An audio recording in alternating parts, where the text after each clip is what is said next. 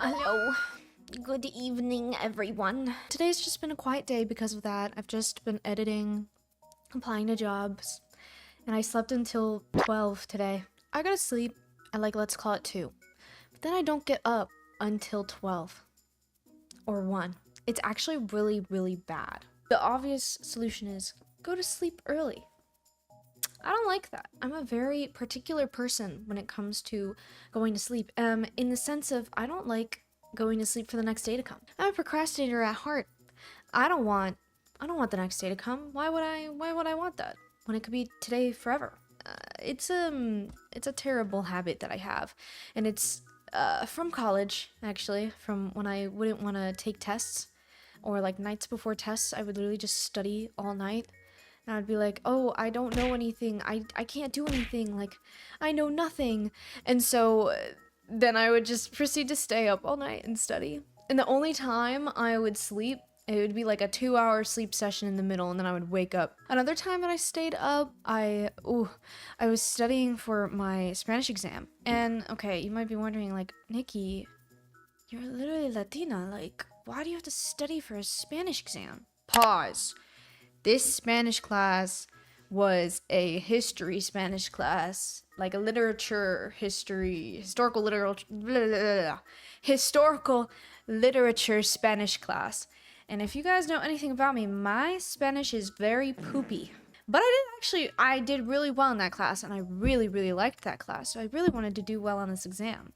And the exams were all about, you guessed it, the historical context of the pieces that we were reading. I had to learn all the historical context for that, and about all these like historical figures. Do I remember anything about that?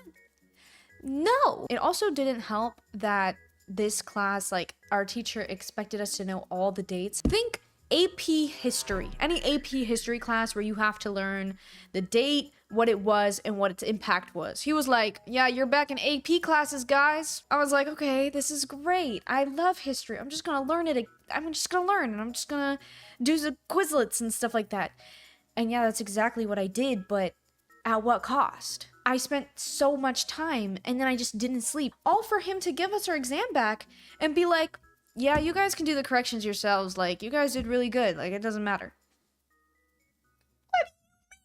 No. I did Spanglish my way through it. I did do that. If y'all know me, you already know I don't do well with that Spanish grammar. Me and Spanish grammar, we are absolute ops, okay? I don't care that it absolutely makes sense. I just forget all the rules all the time. I'm a NO SABO kid. Like, what can I do? You can speak the most broken Spanish in the world, and a Spanish speaker will still know what you're trying to say. I feel so bad anytime I meet one of my mom's friends and they start talking to me in Spanish, and I go, see, I understand everything you're saying perfectly fine. Like, I know exactly what you're saying. I can't give you a response that you want, though, because unfortunately, my personality just doesn't translate into Spanish. I don't know enough vocabulary in Spanish for my personality to shine through. So I just look like a really shy, quiet kid in Ecuador, like, all the time. Like, I just don't talk, which is like crazy because anytime I'm in Ecuador, I'm like, I need to talk to someone, like anyone. They need to know what I'm thinking at all points in time. And I simply cannot, because I can't speak Spanish all that well. Yes, I can speak it, but like not good. Not well enough to hold a proper conversation that's like more than 20 minutes long, maybe. And I'm saying this like graciously, okay? I'm talking 20 minutes with a family friend who's going on and on and on about like something in their life, okay? And I go like, wow, that is so crazy, like, who would have thought? And they keep going about it, okay? When they start asking me about me, I have like, most of the time when I'm in Ecuador, I have nothing going on in my life because I'm in fucking Ecuador, bro. What the hell am I gonna have doing in my life, you know? They're gonna ask me like, oh, how's school's going? How's the job search going? I'm gonna be like, yo, it's all great. I'm here. I'm not thinking about that stuff right now. So don't ask me about it. That's not how I answer, of course. I just go, oh, I'm doing so well. But I can't go further than that. Okay? You start asking me serious questions about, I don't know, the state of the world. Nah, man, I can't do that in Spanish. I'm sorry. So I just stand there or sit there and I just look very timid and quiet. And the thing is that people hear about me through my mom, and then they actually meet me, and they always say the same thing. They're like, you're just like your mother. You look just like your mother, but you're a lot quieter than she says you are. And it's like, yeah, no shit, Sherlock. I can't talk to you. I mean, I can, but obviously I'm not gonna talk the way that I talk in English, because again, my personality just can't translate to Spanish, and it's simply just because I haven't put in the effort to learn enough Spanish for that to happen. That's just simply it. And it's sad. I know, but that's how my Spanish class went, and that's why I didn't get any sleep. I was being able to speak and understand Spanish 100% but not speak it fully isn't a bad thing. This is true. I think low-key I should know Spanish. Should know Spanish because of the fact that I would go to Ecuador every summer. But also, the thing is that nobody was hard enough on me to learn Spanish. My mom was very lenient about me speaking Spanish. She doesn't really care if I answer back in English to her. She was never really one to be like, no, you have to answer me back in Spanish, or I'm not answering you back. No, she was very much like, oh, if you understand me in Spanish, then who the fuck cares? As long as I'm getting an answer out of you, I don't care. I will speak to you in whatever language comes out first. And then all my family members, I guess it was too young for them to really push that on me, but also why not push it on me? Why not just be like, hey, answer me in Spanish to practice your Spanish?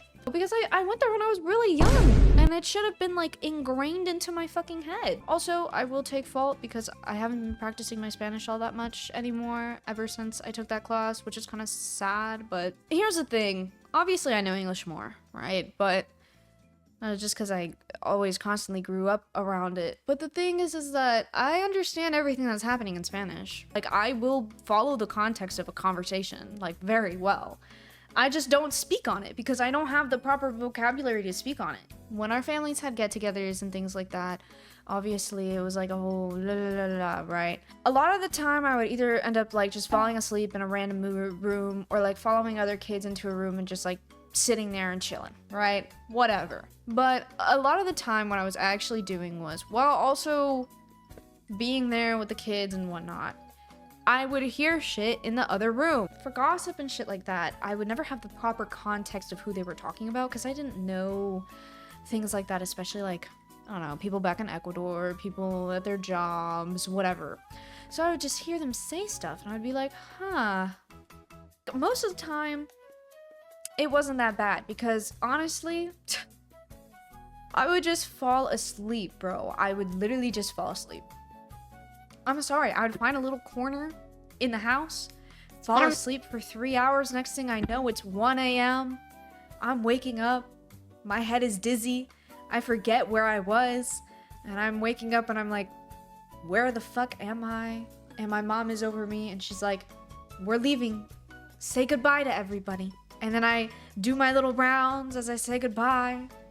Give everybody a little kiss on the cheek, a little see you next time. And I go in the car and I sleep again. The worst part is when we had get-togethers at our place, because then it was I couldn't find a singular corner where I could just chill on my own. Okay, forget about going on your phone, forget about anything else, because at least at other people's places they had Nintendos, Xbox, something for the kids to do. But at my place I had nothing. Okay, I was not a video game player in my early stages of life. I watched a lot of people play video games. Shout out Jacksepticeye. But I didn't have a console myself. So a lot of the times kids would just go into my room and just play with my toys, which, that's okay too. It's just then my safe space is being invaded. Is if it was at my place, or my parents' place, I would be okay, I'm ready to retire for the night because I know that this gathering is going to stay until 3 or 4 a.m. if that. So I looked at my mom and I'm like, okay, I'm going to bed. I walk up the stairs and what do I see in my bed? A little kid randomly sleeping on the corner of my bed. What are they doing there? Where can I go? And the thing is that you don't hate the kid for that, because I think every kid goes through that. So you just look at that kid and you go, That was me at 1.2. I feel you, man. But where am I supposed to go now? Every Latin kid has been there, where they're like going upstairs and you see another kid in the function in your bed sleeping and you can't do anything about it. You've been that kid. You've seen that kid. I don't even remember what I